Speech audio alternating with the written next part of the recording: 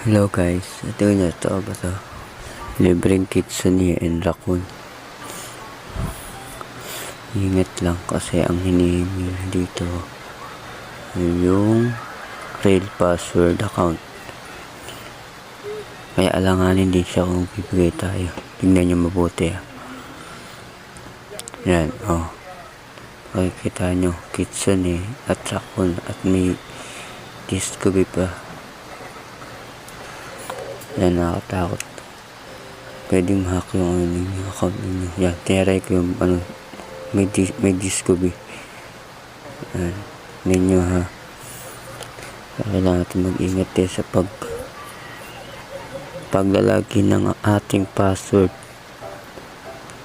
Delikado, ma-hack account natin sa ganitong baka modus to scam. Hindi natin sigurado. Niloloko ko nga, sabi ko trade na lang sa mismong Grow Agate. Ayaw, gusto niya login password. Kung isa kayo sa madaanan na itong genre na to, ingat kayo ha. Huwag kayo basta-basta maglalagay ng password, kasi pwedeng mawala yung account nyo.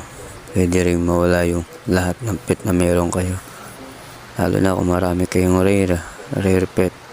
Kawawa kayo dyan. Isa kayo sa mga mabiktima nyan. Sigurado ngayon dami ng shekels nyan, tsaka mga pet. Baka may mga nautunay ng mga bata. Kawawa naman. Grabe pagmamodus na ito. Kung totoo sana paldo. Kaya lang kung ito naman ay scam, paldo siya. Kawawa kayo. Kaya ingat na lang. Ito, sinasabayan ko lang siya dito para kunyari hindi talaga ako hindi ko matandaan yung password.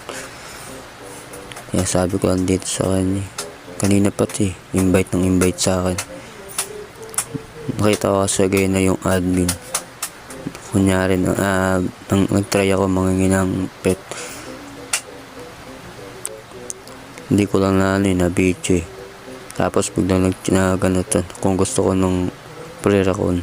Tapos pinag-live niya ako, tapos inad niya ako, tapos invite niya ako. Nagdadalawang isip ako nung uli, pero hindi ko pa rin hindi ko pa rin sinabayan to. Hindi ko nilagin password ko. Paano guys? Hanggang